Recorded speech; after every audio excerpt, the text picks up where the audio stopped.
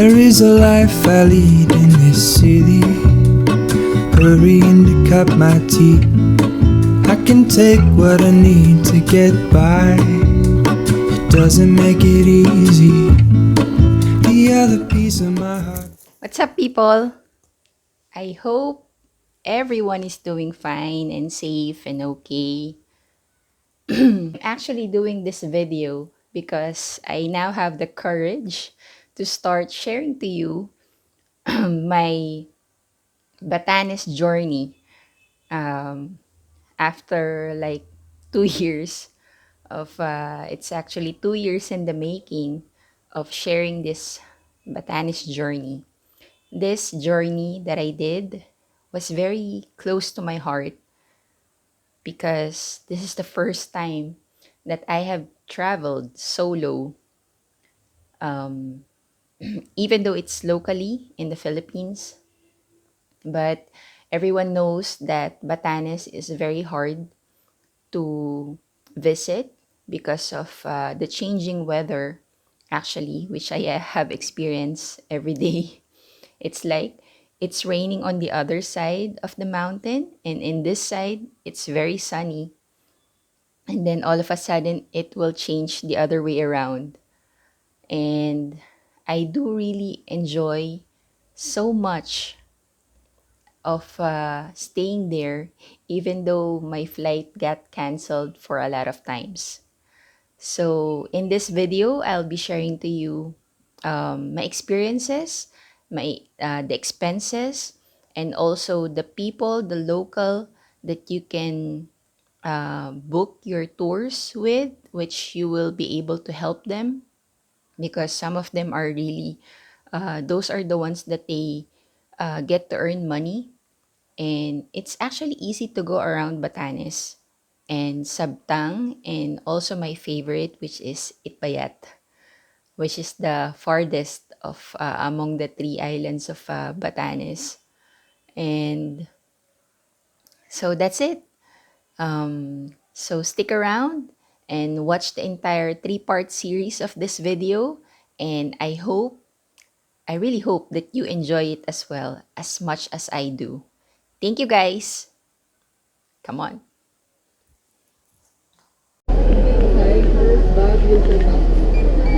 Thank you po.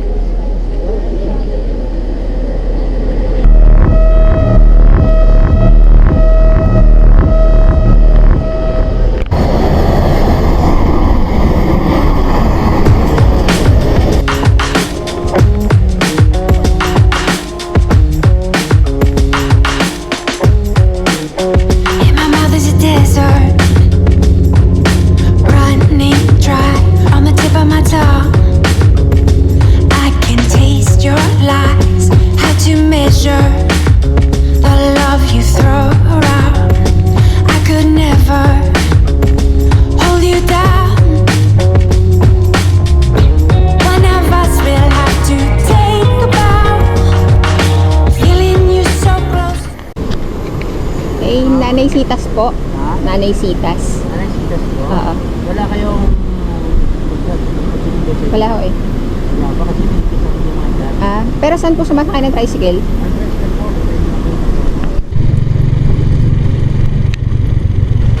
Feeling you so close to make me drive around.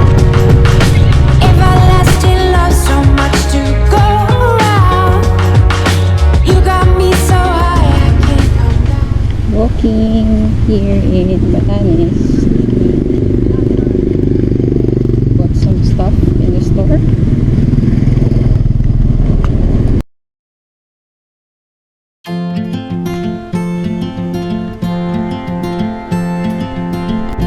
Trying to wake up from a dream is harder than it seems.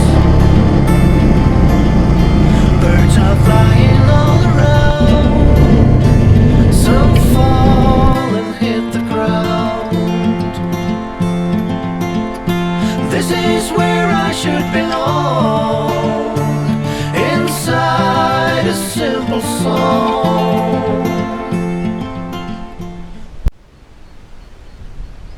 Anywhere you look, is hashtag thankful, hashtag blessed, even in this local electric power plant.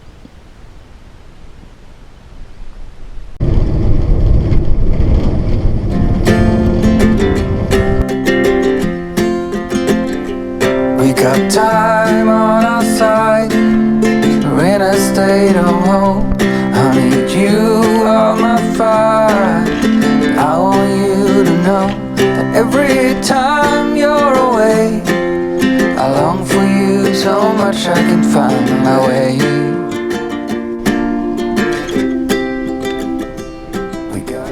I can't resist not to taste a local drink even if I am sweating bullets in this super hot weather. And some of you might say, you went to Batanes just to drink a hot chocolate? Yes, I drink hot chocolate in that cozy nook with an amazing view. This is one of the places I wanted to see in Batanes. I don't know if I am allowed to go inside, but I just sneak in to get a glimpse of my dream accommodation in Batanes. And the time that we share makes it all worthwhile. Got this place on our own. Do you feel that we got something strong? And I saw you walking the line, and the truth may come as a surprise that with you I feel alive. You'll be the last one I think about.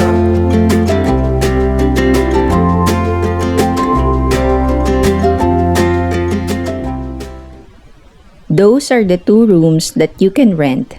And man, oh man, who doesn't want to wake up every day in that amazing view? You'll be the last one I think about.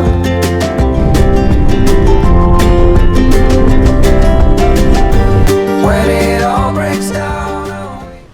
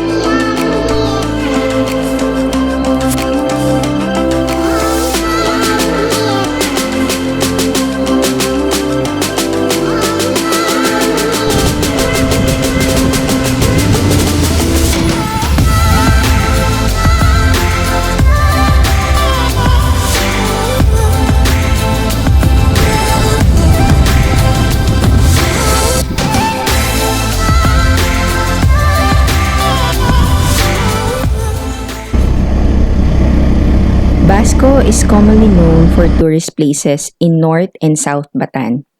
I didn't know they have this in-between place that usually only locals flock to visit. Thankful for the people I met along, and they let me join them to experience this heavenly place.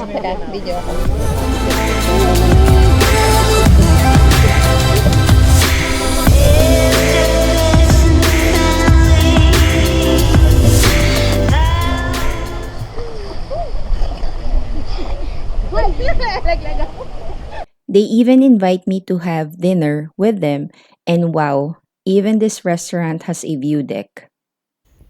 So yeah, another day to be thankful. So now, Let's explore South Batan.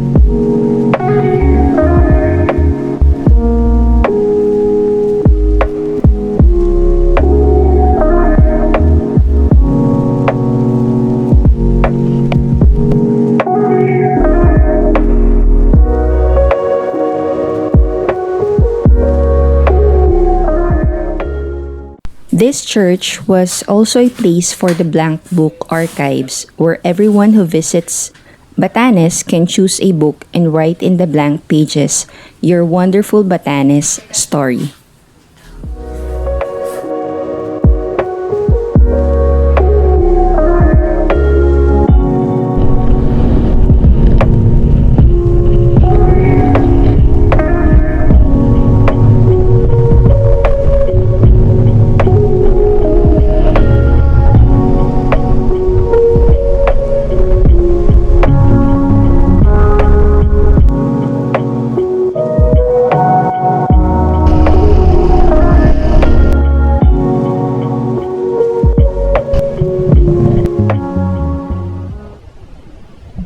And of course, a visit to the famous Honesty Coffee Shop. Here is where I bought some food treats to bring back home.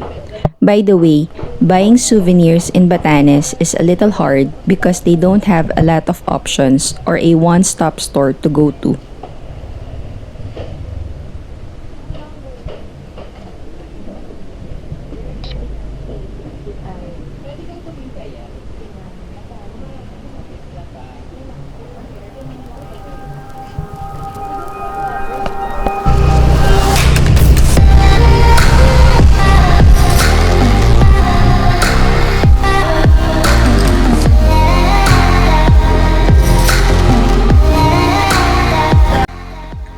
This is my favorite spot.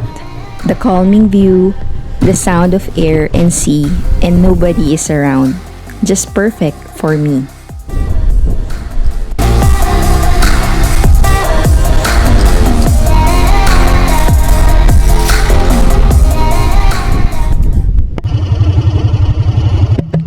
Well, hello there, mate.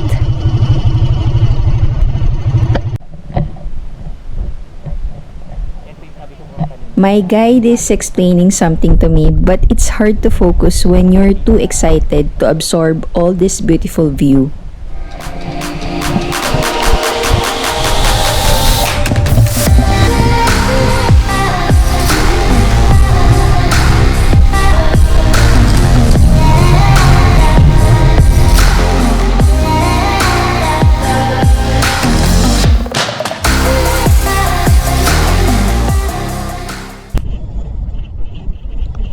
Reliving this travel video makes me really want to go back to Batanes.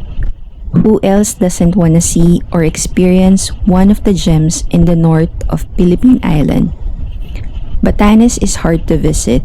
I am really so thankful I have experienced it. I really put my effort on looking for very cheap airfares, accommodations, and DIY tours a year before I travel. So being there and experiencing it is all worth the effort and super thankful.